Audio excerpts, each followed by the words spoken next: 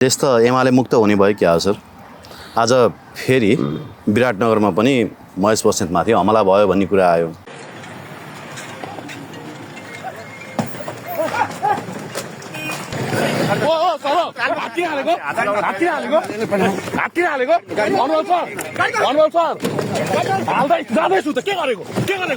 अब आज महेशजी हिंसा गर्न त जानु भएको थिएन होला विराटनगर। अस्ति सिमराज जाँदा पनि त उहाँहरू हतियारसहित त गएको होइन नि। आज महेशजी माथि रातो मसी छर्कने, उहाँको गाडी झन्डै झन्डै जलाउन खोज्ने, उहाँलाई सिद्धाउन खोज्ने। उहाँले त नेपाल प्रहरीलाई धन्यवाद दिनुभएको छ। महेशजीले प्रहरी संयमित भएर ज्यान बाँच्यो भन्नुभएको छ। उहाँलाई सिद्धाउनै खोज्या हो। महेश बस्नेतलाई सिद्धाउनै खोज्या हो। सिद्धाउनै खोज्या हो। आगो झोसेर जसले अरूको घर सिद्ध्याएको छ त्यसको घर पनि सिद्धिने नै हो क्या सर। त्यो पनि हिंसाबाट उदाएको मान्छे हिंसाबाटै समाप्त हुन्छ। एकातिर सुशीला आमै भन्ने राजनीतिक गतिविधि होस्, चुनावको लागि दलहरू तात्नु पर्यो भन्ने, अर्कोतिर निश्चित पार्टीलाई लक्षित गरेर त्यसलाई भित्तैमा पुर्याउने अनि त्यसलाई समाप्त पार्ने भन्ने बित्तिकै कतै देशी विदेशी ग्रान्ड डिजाइनबाट नेपालमा चाहिँ इन्डो वेस्टले जुन सरकार बनाएको छ त्यसले संरक्षण गरेका निश्चित मान्छे तोकेरै भनौँ बालेन शाह, सुदन गुरुङहरू चाहिँ नेकपा एमाले लगायतका लोकतान्त्रिक दलहरूलाई समाप्त पार्न, त्यसलाई कक्र्याउन, त्यसका नेताहरूलाई जिउँदै जलाउँछु भन्दै नेताका घर घरमा छिरेर यिनीहरू के संविधानभन्दा माथि छन्, सत्तै हाम्रो हो भनेका छन्। त किसन श्रेष्ठको घर बारामा पुगेर काठमाडौँबाट एउटा बौला आएको छ भनिदिनु भनेर नि त नि सुदन गुरुङले के भने होइन, मैले त सुनेको अचार बनाउँछौ भन्दै गएको थिएँ अरे। यदि भेटेको भए अचार बनाउँछौ भने। ए बाबा, सरकारले त यो सब नाटक गरिरहेछ। सरकारको सबभन्दा प्यारो मान्छे त्यही सुदन गुरुङ हो।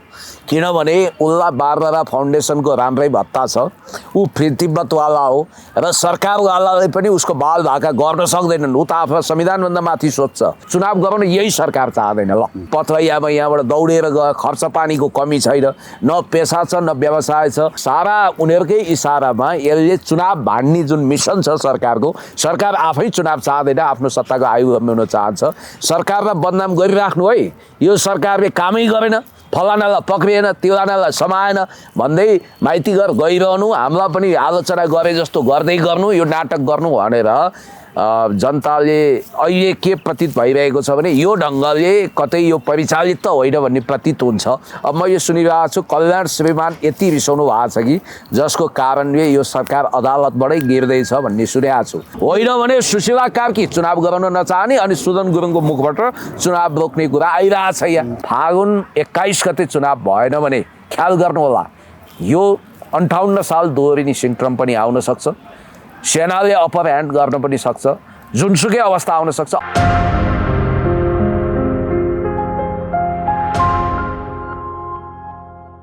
पुण्य गौतमजी हाम्रो साथमा हुनुहुन्छ। पुण्य सर, यहाँलाई हार्दिक स्वागत छ। युवराज सर, धेरै धेरै धन्यवाद। Thank you so much. आराम हुनुहुन्छ पुण्य सर? ठिक छ। देश त एमाले मुक्त हुने भयो क्या हो सर।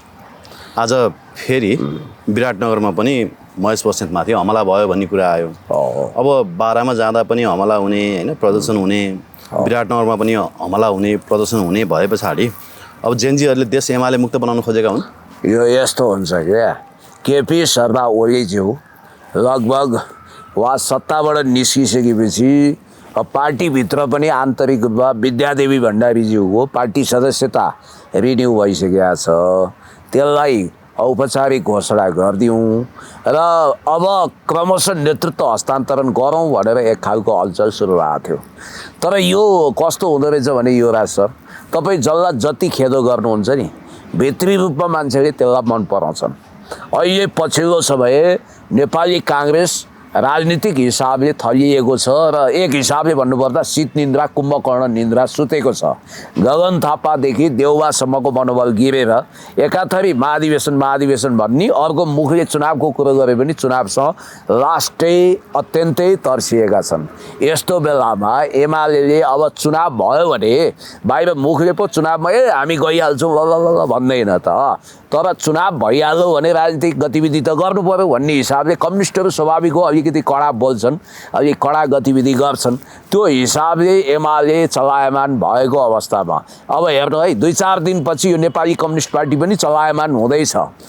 त्यो हुने बित्तिकै एकातिर सुशीला आमै भन्ने राजनीतिक गतिविधि होस्, चुनावको लागि दलहरू तात्नु पर्यो भन्ने, अर्कोतिर निश्चित पार्टीलाई लक्षित गरेर त्यसलाई भित्तैमा पुर्याउने अनि त्यसलाई समाप्त पार्ने भन्ने बित्तिकै कतै देशी विदेशी ग्रान्ड डिजाइनबाट नेपालमा चाहिँ इन्डो वेस्टले जुन सरकार बनाएको छ त्यसले संरक्षण गरेका निश्चित मान्छे तोकेरै भनौँ बालेन शाह सुदन गुरुङहरू चाहिँ नेकपा एमाले लगायतका लोकतान्त्रिक दलहरूलाई समाप्त पार्न, त्यसलाई कक्र्याउन, त्यसका नेताहरूलाई जिउँदै जलाउँछु भन्दै नेताका घर घरमा छिरेर यिनीहरू के संविधानभन्दा माथि छन्, सत्तै हाम्रो हो भनेका छन्। संविधानले नचिन्ने, कानुनले नचिन्ने। किसन दाजुको घरमा गएर त किसन श्रेष्ठको घर बारामा पुगेर काठमाडौँबाट एउटा बौला आएको छ भनिदिनु भनेर नि त सुदन गुरुङले के भने? होइन, मैले त सुनेको अचार बनाउँछौ भन्दै गएको थिएँ अरे। यदि भेटेको भए अचार बनाउँछौ। यो मान्छेलाई ठेगान लाउन नसक्ने के निर्लज्ज पार्टीहरू रहेछन् है। फेरि सरकारले पनि यो मान्छेलाई ठेगान लाउन नसक्ने। सरकार कमलाको पुल निरीक्षण गर्न जाने, कहिले पानी बाँड्न जाने, कहिले मन्त्री बाँड्न जाने, कहिले राजीनामा माग्न जाने, को मान्छे हो यो भने? ए बाबा, सरकारले त यो सब नाटक गरिरहेछ। सरकारको सबभन्दा प्यारो मान्छे त्यही सुदन गुरुङ हो, किनभने उसलाई बारबरा फाउन्डेसनको राम्रै भत्ता छ, ऊ तिब्बतवाला हो र सरकारवालाले पनि उसको बाल भाका गर्न सक्दैनन्। ऊ त आफ्नो संविधानभन्दा माथि सोध्छ, यो संविधानै फेरिदिनु पर्ने, सिस्टमै फेरिदिनु पर्ने भन्छ। घरि घरि के भन्छ, जता समर्थन देखिन्छ, भिड देखिन्छ त्यतै जान्छ। पथलैयामा यहाँबाट दौडेर गयो, खर्च पानीको कमी छैन, न पेसा छ न व्यवसाय छ। ए योरा सर, तपाईँ काठमाडौँको एउटा राम्रै घरानाको मान्छे, आफ्नो जीविकोपार्जनको लागि मेहनत गरेर श्रम गरेर क्यामेरा लिएर हिँड्नुहुन्छ। तपाईँ पनि बसी बसी तिग्रा ठटाएर खान सक्नुहुन्थ्यो नि, तर तपाईँले कर्म गर्नु। कि त दल खोल्नु पर्यो यो मान्छेले, अनि म दलको लिडर हुँ भन्नु पर्यो। जेनजीको लिडर त होइन, यो जेनजी उमेर समूहको होइन होइन। अनि कि त सरकारमा मन्त्री बन्न पर्यो, अनि हप्काइ दप्काइ गर्नु पर्यो। अब न सरकारको मान्छे पनि होइन, जेनजीको मान्छे पनि होइन, अनि जहाँ पनि गएको छ, भाँडेको छ, धम्क्याएको छ होइन। अनि एउटा उरनठेउलो केटालाई पनि साइजमा ल्याउन नसक्ने कस्ता राजनीतिक दल आएर रहेछन् पानी मरु। यो सुदन गुरुङ भन्ने मान्छे चाहिँ तपाईँको द्वन्द्व फैलाउन पनि बालेन शाह मिलेर 23 गते यही मान्छेले भूमिका खेल्यो। 23-24 गते सिंहदरबार जलाउने, व्यक्तिका घर तोडफोड गर्न, अनि त्यसपछि अहिले चाहिँ यो एमाले काङ्ग्रेस लगायतका लोकतान्त्रिक दलहरूलाई प्रभोग गरेर हिंसामा उतारेर सरकारको योजना चाहना मुताबिक, मैले तपाईँलाई भनेकै थिएँ सुशीला आमैको पनि यो गुडबुकको मान्छे हो, यो ओम प्रकाशसँग पनि टाढा छैन भन्ने बित्तिकै सारा उनीहरूकै इसारामा यसले चुनाव भाड्ने जुन मिसन छ सरकारको, सरकार आफै चुनाव चाहँदैन, आफ्नो सत्ताको आयु लम्ब्याउन चाहन्छ। सरकारलाई बदनाम गरिराख्नु है, यो सरकारले कामै गरेन, फलानालाई पक्रिएन, तिलानालाई समाएन भन्दै माइती घर गइरहनु, हामीलाई पनि आलोचना गरे जस्तो गर्दै गर्नु, यो नाटक गर्नु भनेर जनताले अहिले के प्रतीत भइरहेको छ भने यो ढङ्गले कतै यो परिचालित त होइन भन्ने प्रतीत हुन्छ र घटनाक्रमले त्यस्तै देखाएर हिजो केपी शर्मा ओलीज्यूले पनि यो मान्छे यिनीहरू खटाएकै हो भनेर घोषणै गर्नुभएको छ र उहाँलाई त अब राज्य संयन्त्रका स्ट्रङ सूचना होला। अहिले हेर्नुहोस्, नेपाल प्रहरीले वास्तवमा निर्वाध रूपमा काम गर्न चाहने हो भने दुर्गा प्रसाईको अडियोको सत्यता जाँच गर्न चाहन्थ्यो नि नेपाल प्रहरी, CIB central investigation bureau of police. त्यो लडतरो छैन नि त्यहाँ, त्यो मान्छेलाई जिउँदै किन छोडेको भनेर अहिले सत्तामा रहेको व्यक्ति नै त्यो भन्दै हुनुहुन्छ। अनि दुर्गा प्रसाईले सार्वजनिक गरेका भिडियोहरू त सबै सत्य रहेछन् भन्ने कुरा प्रमाणित भएन, किनभने सरकारले त दुर्गा प्रसाईसँग वार्ता गर्न बोलायो। भनेपछि दुर्गा प्रसाईका एलिगेसनहरू सत्य रहेछन् भन्ने कुरा प्रमाणित। अब दुर्गा प्रसाईको टोलीलाई वार्ताको लागि बोलायो, किनभने अब यसले दुर्गा प्रसाई लगाएको आरोपहरू सत्य नभए सरकारले वार्ताको लागि बोलाउँथ्यो। सही हो, होइन त्यो अडियोको कि त यिनीहरूले फरेन्सिक जाँच गर्छौँ हामी, त्यो झुटो हो, हाम्रो आवाज होइन भनेर भन्न त सकेका छैनन्। त्यसकारण बानेश्वरको अथवा कुनै आलिसान अट्टालिकामा बसेर होइन पर्दामा हेरे जस्तो अभिषेक सिंहको पनि सुनिन्छ, अहिलेको गृहमन्त्रीको पनि आवाज सुनिन्छ, प्रधानमन्त्री प्रष्टै बोल्नु भएको छ भन्ने बित्तिकै उहाँहरू त लाइभ हेर्ने, जनताको छोराछोरी मर्ने, हिंसा उक्साउने उहाँहरू हेर्नुहोस्। आज नभए पनि भोलि नेपाल प्रहरी देशभक्त बर्दिवाल जो माथि अहिले सबभन्दा बढी सप्रेसन छ, आज एउटा तपाईँ हेर्नुहोस् राज्यको मनोबल कसरी यिनीहरूले गिराएछन्। सिमराको घटनालाई लिएर कर्तव्य पालन गरिरहेको त्यो जिल्लाका एसपी, मेरो जिल्ला हो नि, बाराको कर्तव्यनिष्ठ एसपीको लाई जिल्ला केन्द्रमा तानिएको छ, त्यहाँबाट सरुवा गरिएको छ। जेनजीले जे भन्यो ती नक्कली जेनजी हुन्, जेनजीको नाउँमा पनि तिनीहरूले भनेका सबै कुरालाई सदर गरिएको छ। यसरी कि त भन्नु पर्यो यो 63 को परिवर्तन पछिको YCL भन्दा पनि सर्वशक्तिमान यही हो भन्नु पर्यो। तपाईँलाई एउटा कुरा थाहा छ, गिरिजा प्रसाद कोइरालाले YCL को गतिविधिबाट दिक्क भएर प्रचण्डलाई बालुवाटार बोलाउनु हो। उहाँ अन्तरिम सरकारको प्रधानमन्त्री हुनुहुन्थ्यो। लगभग राजा ज्ञानेन्द्र सत्तामा नरहेपछि गणतन्त्र पनि घोषणा भएको थिएन। उहाँ अन्तरिम राष्ट्र प्रमुख पनि हुनुहुन्थ्यो। उहाँले के भन्नु भने प्रचण्डजी यो त अति नै हो, सबै खाले ब्यारेक बनाएर बस्नु भएको छ, रेजिमेन्टेड शैलीमा कब्जा गर्नुभएको छ, प्रहरीको मनोबल गिरेको छ, मान्छेलाई फुत्त उठाउनुहुन्छ, पिट्नुहुन्छ, गाडी कब्जा गर्नुहुन्छ। यो ढङ्गले त तपाईँहरूले त नाजिइजम लागू गर्नुहुन्छ कि क्या हो? यो त अति नै हो भन्दा के भन्नुभयो थाहा छ प्रचण्डजीले? गिरिजा बाबु, हामीसँग लडाकु दल छ, लडाकुले लडाइँ खोज्छन्, लडाइँमा अभ्यस्त भएर आएका ब्यारेकबाट छुट्टिएका यी सेनाहरू हुन्, यिनीहरूले यति गर्न पाएनन् भने यिनीहरूलाई शान्त गर्न सकिँदैन भन्नुभएको थियो। के सुशीला कार्की पनि अहिले जो आगजनीमा उहाँले खटाउनु अस्ति खटिएका मान्छेहरूको संरक्षिका हो, के उहाँ पनि यिनीहरूलाई लाड प्यार गर्दै हुनुहुन्छ? यदि त्यस्तो हो भने भोलिको दिनमा त अनुसन्धान हुन्छ, आज नभए पनि यो सरकार त सधैँ रहँदैन। अब म यो सुनिरहेको छु, कल्याण श्रीमान यति रिसाउनु भएको छ कि जसको कारणले यो सरकार अदालतबाटै गिर्दैछ भन्ने सुनेको छु। चुनाव भनेको छ नि, तपाईँ कस्तो राम्रो कुरा गर्नुहुन्छ भने केही समय अगाडि अर्थात् यो चुनावको घोषणा लगत्तै तपाईँले फागुनमा चुनाव गर्ने यो सरकारको कुनै चाँजो पाँजो नै छैन भनेर मसँग इन्टरभ्यूमा भन्दा मैले बरु त्यतिखेर होइन चुनाव गर्नै खोज्या हो कि क्या हो पनि भनेको थिएँ। किनभने यसको कुनै पनि तयारी चुनावको लागि छैन। लोकतान्त्रिक दलहरू जति गतिविधि गर्छन् चुनाव त्यति सहज हुन्छ। एमाले अहिले गरेको गतिविधि के को लागि? काङ्ग्रेसलाई बिउताउनको लागि। लोकतान्त्रिक दलहरू मूर्छित छन्, उनीहरूको मनोबल उक्साउन र चुनावमा जान त जनसहभागिता चाहियो नि, जुलुस चाहियो, नारा चाहियो। अब आयो नि त, अवस्था आयो, फागुनमै भयो भने अनि कहीँ जानै नपाउने भएपछि त चुनाव केका लागि हो? उम्मेदवारले आफ्नो निर्वाचन क्षेत्रमा जानै नपाउने। सुदन गुरुङ के भन्छन्? कुनै पनि राजनीतिक दललाई चुनावमा भागै लिन दिन्न भन्छन्। होइन, चुनावै नगर्ने भनेका छन्। तपाईँले एउटा कुरा के ख्याल गर्नुहोस् भने म चुनावै हुन्न दिन्न भन्छन् क्या उनी, चुनावै हुन दिँदैनौँ भन्छन्, अनि नहुने चुनावको घोषणा गर्न खोज्छन्। वा कि त हिम्मत छ भने आन्दोलन गर्नु, प्रमुख प्रत्यक्ष निर्वाचित कार्यकारी प्रमुखको लागि चुनाव गर्नु पर्यो, संविधान चेन्ज गर्नु पर्यो, अन्तरिम संसद बन्नु पर्यो, रोडम्याप सहित आउनु पर्यो नि, कि स्पष्ट योजना रोडम्याप सहित आउनु पर्यो, कि आफै चुनावमा भाग लिनु पर्यो।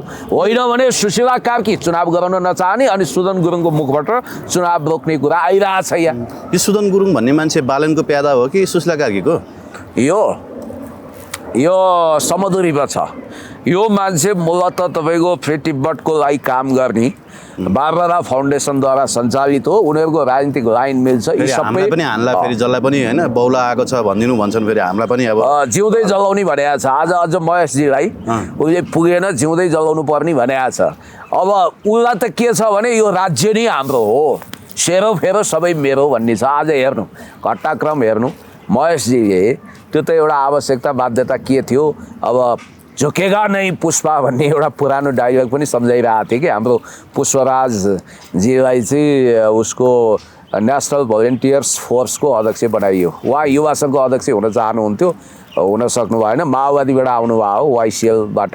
अब उहाँका पुराना मुद्दाहरू अहिले यो थियो ऊ थियो भनिरहेछन्। ए बाबा, माओवादी त रेकर्ड त्यस्तै बनाएर आयो नि त। माओवादीको नाउँमा अलिअलि मुद्दा थिए, के थिए, द्वन्द्वकालीन कुराहरू थियो। अहिले छ भने उहाँलाई पदमुक्त गर्दा भयो, त्यस्ता दागी मान्छे राख्नु हुँदैन भनेर भन्दा भइहाल्यो नि। प्रहरीले समात्दा भइहाल्यो, प्रहरीले समात्दा भयो। किनभने सिटरोलमा जम्मै देखिएको छ, सरकारले मुद्दा चलाउँदा भयो, मुद्दा चलाउँदा भयो। किनभने मुद्दाको झगडिया पक्ष त होला नि, अर्को पक्ष होला, त्यो पनि आउला भन्ने बित्तिकै मुद्दा चाहिँ पेन्डिङमा रहेको वा टुङ्गिएको अवस्था। तर अब उहाँलाई दागी बनाइएको छ र अब पिपुल उहाँले नेसनल भोलिन्टियर्स भनेको महेशजीकै मानसपुत्र भन्दा हुन्छ, त्यो खोलियो। किनभने आत्मरक्षाको लागि पनि खोल्नुपर्ने हो। त्यसले त अब रेस्क्यु म्यानेजमेन्ट गर्ने, डिजास्टर म्यानेजमेन्टमा जाने भने पनि तत्कालको लागि त्यो भनेको कार्यनीतिक हिसाबले भोलि हामी माथि सङ्कट डाल्छन् भने हामी पनि जुझारु भएर बस्नुपर्छ, इटको जवाब पत्थरले दिनुपर्छ भनेर खोलिया हो। त्यो बुझिएकै कुरा हो। अब आज महेशजी हिंसा गर्न त जानु भएको थिएन होला विराटनगर। अस्ति सिमरा जाँदा पनि त उहाँहरू हतियारसहित त गएको होइन नि, शान्तिपूर्ण रूपमा त्यहाँ आमसभा गरौँ भनेर गएको। अब यहाँ हेर्नुहोस् है, काङ्ग्रेसमा एउटा छलफल भयो अरे। काङ्ग्रेस त यति मनोबल गिरेर बसेको छ कि सभापति स्वयं अहिलेसम्म राजनीतिक कोमामा हुनुहुन्छ। केही गतिविधि गर्नै नसकिने भइयो, एमालेलाई अट्याक गरेको छ, हामी पनि त्यस्तै शिकार हुन्छौँ भनेर बसेका छन् भन्ने बित्तिकै लोकतान्त्रिक दलहरू नै अङ्गभङ्ग भएको अवस्थामा हामी चुनाव गराउँछौँ भन्नुको कुनै तुक छैन। चुनाव गराउन यही सरकार चाहँदैन। ल अनि प्रचण्ड चाहिँ किन फेरि चुनाव भनिरहेछन् त? प्रचण्डहरू चाहिँ होइन तपाईँको फेरि जेएनजीहरूसँग मिलेर जानुपर्छ, चुनावमै जानुपर्छ, संसद पुनर्स्थापनाको माग गर्नुहुन्न भन्ने पक्षमा जस्तो देखिन्छ। अहिले यस्तो के काङ्ग्रेस चुपचाप छ, तपाईँले भने जस्तै एमाले फेरि संसद पुनर्स्थापनाको माग गर्दै होइन विरोध सभाहरू गरिरहेको छ। दलहरू किन यति बेला एउटै एजेन्डा बनाउन नसकेका होलान्? प्रचण्डजीको यो चरित्र बुझ्न तपाईँ एकचोटि युद्धकालमा फर्किनुपर्छ। युद्धकालमा प्रचण्ड प्रत्येकचोटि के गर्थे भने ठुलो आक्रमण हुन्थ्यो, कहिले दुनैमा हुन्थ्यो, कहिले सल्लेरीमा हुन्थ्यो र ती ठुला आक्रमण चाहिँ गिरिजाबाबु पनि त्यसमा सहमत हुनुहुन्थ्यो भनिन्छ। र त्यो आक्रमण लगत्तै उनी शान्तिको अपिल गर्थे, उनी शान्तिको लागि आक्रमण भन्थे भन्नाले त्यो बिल्कुल विपरीत कुरा।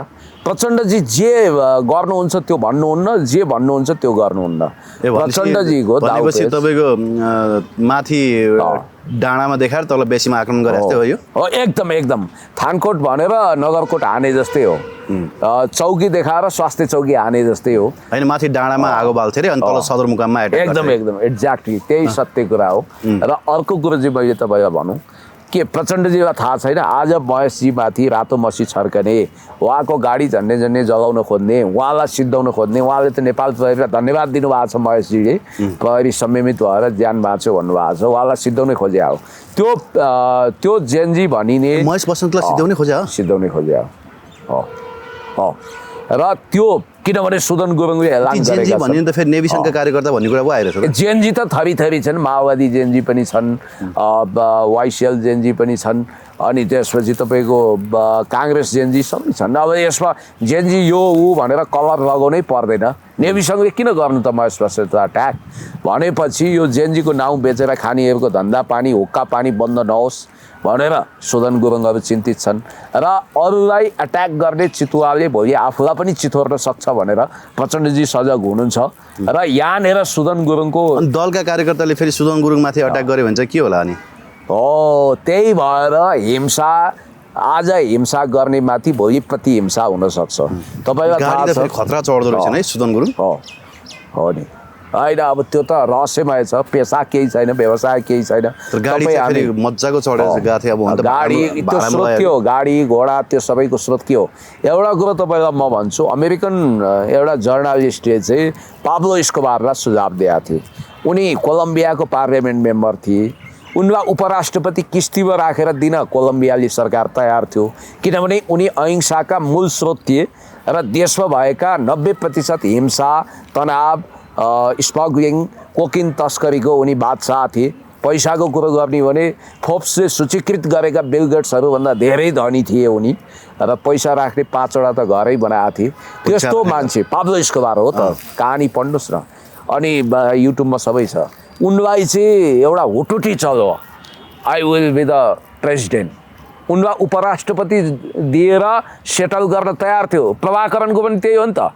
लिबरेसन टाइगर्स अफ तमिल इलमको प्रमुख नेता भेलुपिलाई प्रभाकरणलाई एन्टन बालासिङ्गम भन्ने एकजना बहुत बुद्धिमान पत्रकारिता ब्याकग्राउन्डका पढे लेखेका बुद्धिजीवी मान्छेले के भनेका थिए भने प्रभाकरण हामीले यो शान्तिको अवसर गुमाउनु हुँदैन, अब हामी हिंसामा फर्किनु हुँदैन भनेका थिए। तर प्रभाकरणलाई दैव संयोग भन्नुपर्छ।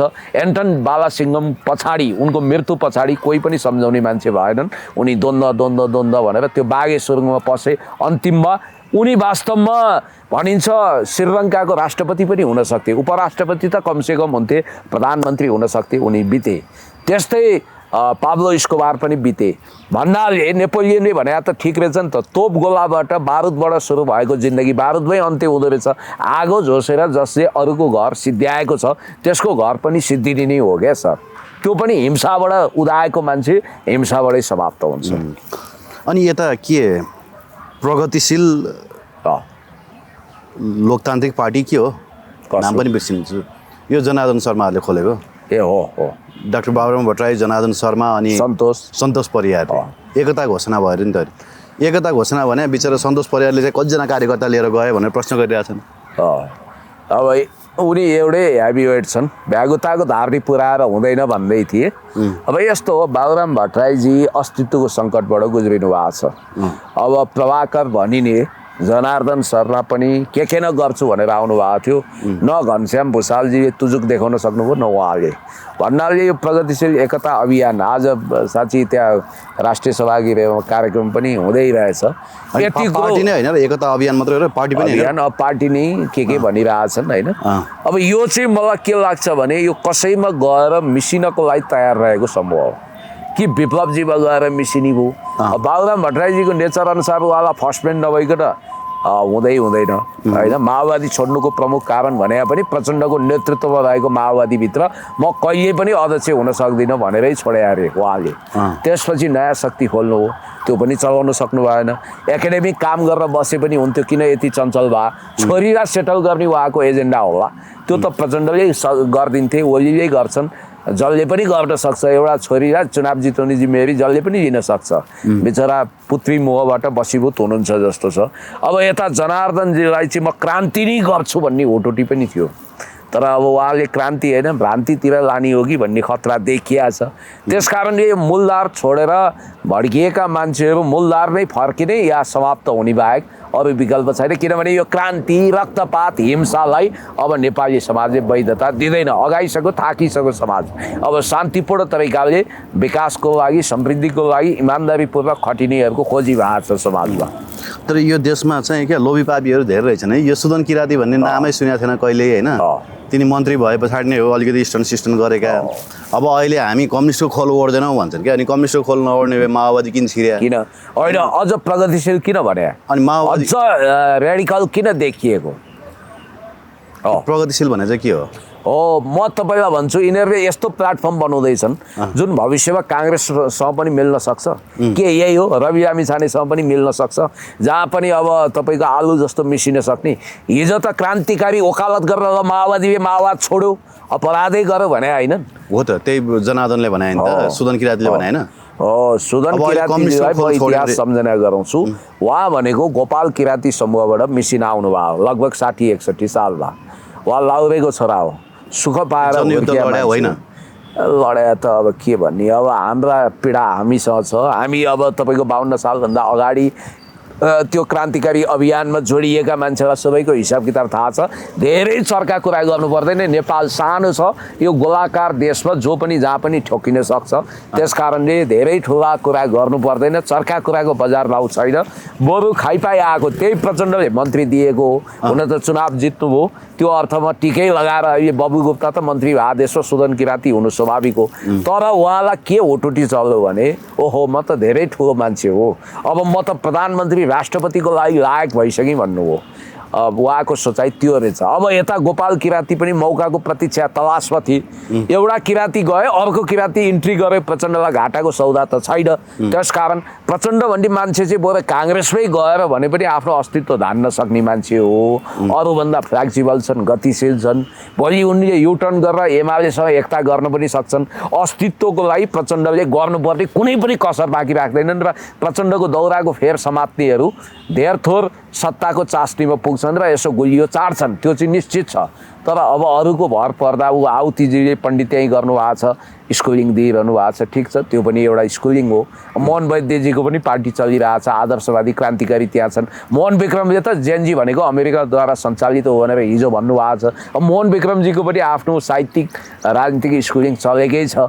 भन्नाले चल्ने कुरा एउटा हो, राजनीति गर्ने अर्को हो। मूलधारबाट भड्किएपछि राजनीति हुन मुस्किल छ। अब देश द्वन्द्वमै जाने हो त सर? सम्भावित द्वन्द्वमा सम्भावना त्यस्तो देखियो नि। खतरनाक चिलगिद्धहरू नेपालको शान्तिपूर्ण आकाशमा, राजनीतिक आकाशमा उडे र बारुदको धुवा फेरि गनाउन खोजेको छ। र सुशीला कार्कीजीले अस्ति यो देशमा फेरि जेएनजी विद्रोह हुन सक्छ भन्नुभयो। के हो? के उहाँले आफ्नो योजना सार्वजनिक गर्नुभएको हो कि उहाँले यो भविष्यवाणी गर्नुभएको हो? त्यसकारण फेरि विद्रोह भनेर कसलाई तर्साउन खोजे? तपाईँ यति कुरा थाहा पाउनु होला कि सत्ताले अहिले वास्तवमा भन्ने हो भने यो जेएनजीको नाउँमा सुदन गुरुङका गतिविधिहरूलाई मैले चाहिँ बिचमा अलिकति बेनिफिट अफ डाउट दिएँ। कतै नियन्त्रण त गर्न खोजे होइन भन्ने लागेको थियो, तर पछिल्ला घटनाक्रमहरूले के पुष्टि गरिदियो भने सत्ता आफै सुदन गुरुङका अराजकतापूर्ण हिंसात्मक गतिविधिको हेडमास्टर भएको छ र उसलाई प्रोत्साहित गरिरहेको छ र यस्ता घटनाको लागि चाहे सिमराका झिल्काहरू हुन्, चाहे माइती घरमा देखिने उच्छ्वासहरू हुन्, यी सबको माइबाप भनेको कतै बालुवाटार त होइन भनेर शङ्का गर्ने पर्याप्त आधार छ। बालुवाटार नभएको भए त किन उनी त्यस्तो निर्धक्क हिँड्थ्यो त? बालुवाटारमा उहाँलाई इजी एक्सेस छ, अझ भनौँ फ्री एक्सेस छ होइन, बालुवाटारमै पुगेर उनी अनि यही सुदन गुरुङले गएर सिमरामा पहिलोचोटि उसले माग तेर्स्यायो बारा जिल्लाको एसपी प्रहरी उपरीक्षक जिल्ला प्रमुखलाई खोसुवा गर्नु पर्यो भनेर। उहाँले पनि भन्नुभएको छ मेरा पनि सन्तानहरू जेनजी छन्, म पनि यही देशको नागरिक हुँ, शान्ति सुरक्षा बहाल गर्न खोजेका छु भनेका छन्। जेनजी भनेको मोमेन्टमा गएको जेनजी भन्न खोजे होइन होला। अब यहाँ कसो जातीय आन्दोलन चाहिँ चर्काएन।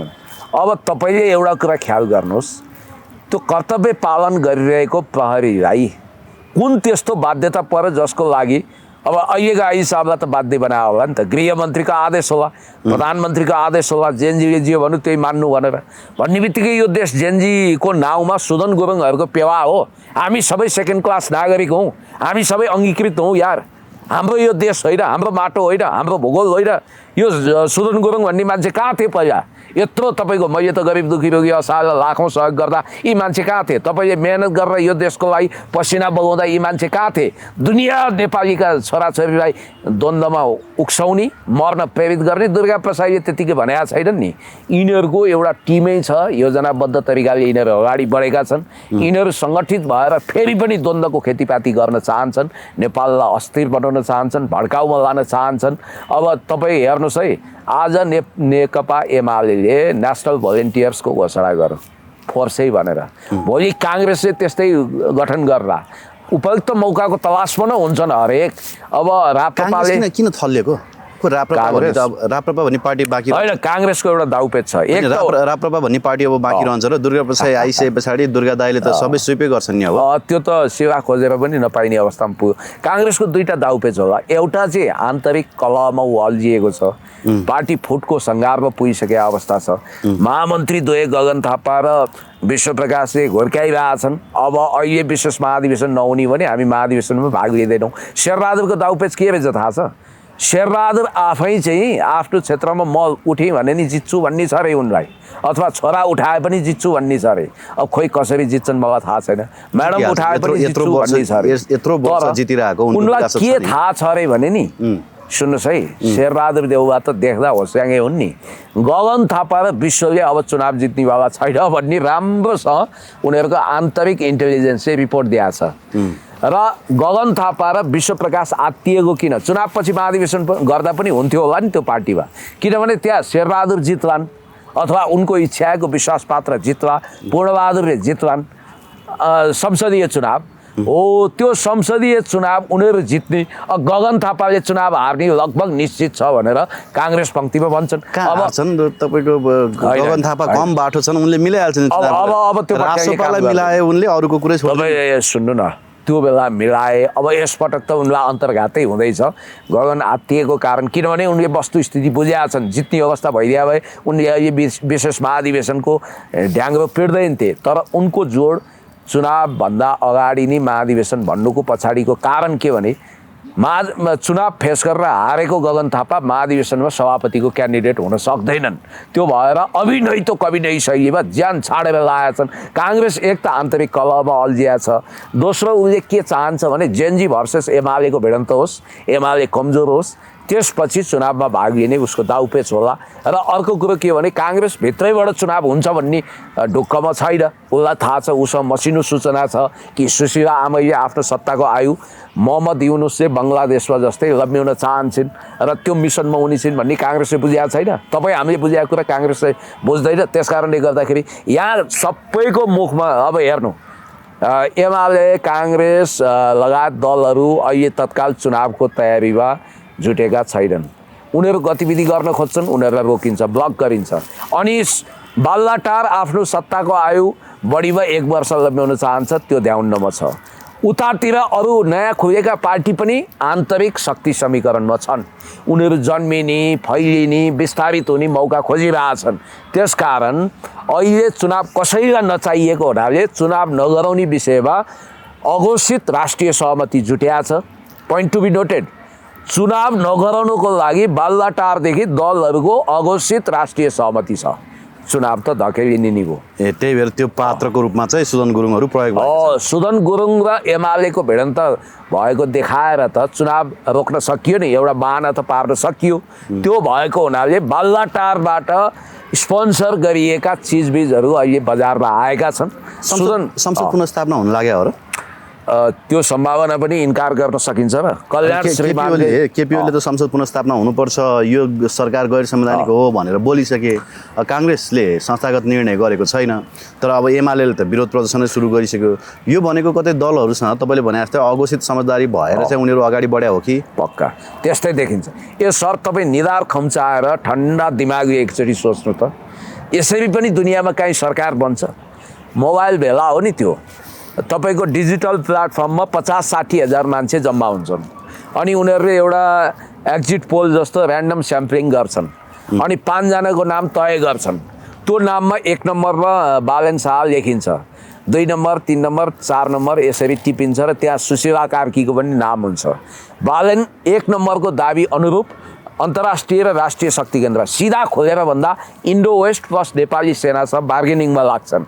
दुवैबाट हावा खुस्किएपछि यी दुवै शक्ति केन्द्रले तिमी अहिले योग्य छैनौ भाइ भनिसकेपछि र सुदन गुरुङलाई तिमी गृहमन्त्री हुने सपना नदेखाऊ। इन्डिया र वेस्टर्नहरूले मन नपराएको होइन, मन नपराएको भन्दा पनि बालन शाहमाथि भरोसा गर्न सकेनन्। अब कहाँ तपाईँको बोकाले दाई हुन्छ त?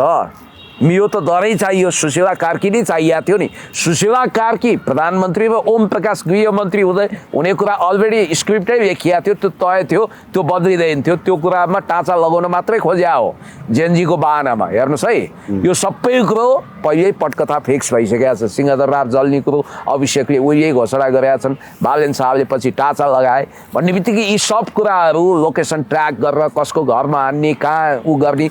तपाईँको एउटा घरमा आगो लगाउन यसो छ्यास सलाई गरेर पेट्रोल खनाएको भर्न लाग्छ? कस्तो सामग्री चाहिन्छ, विस्फोटक सामग्री कति चाहिन्छ? सिंहदरबार जस्ता ठुल्ठुला भवन संरचना उडाउन यिनीहरूले के गरेका छन् भन्दा तालिम प्राप्त यी अपराधीहरू नै त्यहाँ खटिएको बुझिन्छ र।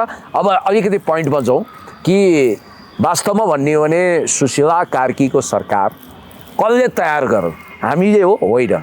अनि बाहना जेएनजीले मन पराएको भनियो। जेएनजीका सारा मागहरू अपहरणमा परे, प्रत्यक्ष निर्वाचित कार्यकारी पनि भएन, भ्रष्टाचार विरुद्ध पनि गएन। अब अहिले त सुशीला कार्की पुरै रक्षात्मक भएको अवस्था छ राजनीतिक रूपमा। अब अन्य हिसाबले त आक्रामकै हुनुहुन्छ उहाँ, राजनीतिक हिसाबले उहाँ डिफेन्सिभ भएको र बदनाम हुँदै गएको अवस्था छ। तर एउटा कुरा तपाईँले के ख्याल गर्नुपर्छ भने त्यसो भए सुशीला कार्की प्रधानमन्त्री जुन तरिकाले हुनुभयो, तपाईँ र मैले दाबी गर्दा पनि मिल्ने रहेछ नि त।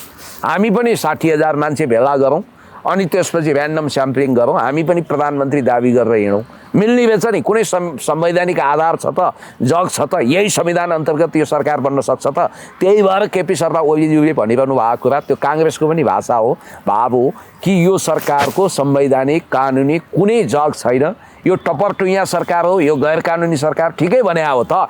डक्ट्रिन अफ नेसेसिटी भन्ने एउटा फ्याङ्तो व्याख्याको आधारमा यो सरकारलाई तपाईँ टिकाउन सक्नुहुन्न र सम्भवतः डक्ट्रिन अफ नेसेसिटी मान्ने हो भने त अनिखेरि दुर्गा प्रसाईको आन्दोलनमा चाहिँ किन रोक्या त? किन रोक्या? दुर्गा प्रसाईले पनि आन्दोलन गर्थे, देश जलाउँथे, उनी पनि प्रधानमन्त्री बन्थे, राजसंस्था ल्याउँथे, धर्म ल्याउँथे, होइन, देश राम्रो होइन। दुर्गा प्रसाईले पनि ठट्टै गरे भनेर भन्छन्। अब उनले 14-15 करोड कति चन्दा उठाए आन्दोलन गर्छु भनेर देश विदेशबाट। अब त्यो उनको दुवै हातमा लड्डु छ। अहिले दुर्गा प्रसाईलाई घाटा छैन। दुर्गा प्रसाई पक्राउ पर्दा उनलाई अर्को बेनिफिट भयो। अब उनी निकट भविष्यमा यदि उनको यो जुन मिसन फन्डा छ, उनी त एक्लिएका थिए, राजावादीहरूले उनलाई एक्लाए, आइसोलेटेड गरे भने उनलाई दलले ढोका खोलिदियो। हजुरबाले आमन्त्रण गरिसक्नुभयो, नाति आउनुहोस्, म तपाईँलाई स्वागत गर्न तयार छु भनेर। राजनीतिकमा त सब कुरो हुँदो रहेछ। यहाँ नैतिकता अनैतिकताको पाठ सर्वसाधारणलाई सिकाउने हो। हिजो पनि आम सभामा दुर्गा प्रसाईले निकालेको क्यासेटको बारेमा सरकारले जवाफ दियोस् भनेर केपी शर्मा ओलीज्यूले नेकपा एमालेको अध्यक्षले भन्नुभएको छ। त्यो क्यासेट भन्दा पनि अहिलेको भाषामा भन्नुपर्दा त्यो अडियो हो होइन, उनले भिडियोको रूपमा डेभलप गरे, तर त्यो अडियो हो। त्यो अडियोको फरेन्सिक जाँच गर्न यो सरकार तयार हुँदैन। आश्चर्य र अद्भुत कुरा के भने त्यही जाँच गर्नुपर्छ भनेर दुर्गा प्रसादसँग वार्ता गर्न खोजेको त्यो होला के होला। अब तपाईँको दुनियाँमा अरूलाई विधिको शासन थितिको शासन सिकाउने यो सरकार, लोकतन्त्रको माला जप्ने यो सरकारका कुनै पनि मन्त्रीमण्डलका सदस्यहरूले प्रधानमन्त्रीदेखि मन्त्रीसम्मले आफ्नो निजी सम्पत्ति सार्वजनिक गरेका छैन। ल हेर्नुहोस्, निजी सम्पत्ति सार्वजनिक गर्नु पर्दैन, सम्पत्ति सार्वजनिक गर्नु पर्दैन। हुन त बाहना के रहेछ भने हामी दोहोऱ्याएर मन्त्री खाने मान्छे होइनौँ भनेका छन्। अब कुल मान्छेले त दल खोलिसक्नुभयो, उहाँ त भोलि के कसो हो थाहा छैन, सबैको महत्त्वाकांक्षा बढेको छ। त्यस कारणले गर्दाखेरि आफ्नो सम्पत्ति विवरण सार्वजनिक गर्न नसक्नुको कारण, आफ्नो अवस्था सार्वजनिक गर्न नसक्नुको कारण चाहिँ आफू अपारदर्शी र आफ्ना सम्पत्तिहरूको स्रोत वैध र जायज छैन भन्ने नै हो। त्यो घोषणा गरेको भोलिपल्टदेखि पब्लिकको निशानामा पर्न सक्छन्। ओहो यत्रो सम्पत्ति कसरी आयो भनेर पब्लिकले घोषपेच गर्न सक्छन्। कि त अब आफ्नो सम्पत्ति सबै अर्काको नाममा लगाएको देखाउनु पर्यो, त्यो पनि गर्न नसकिएला।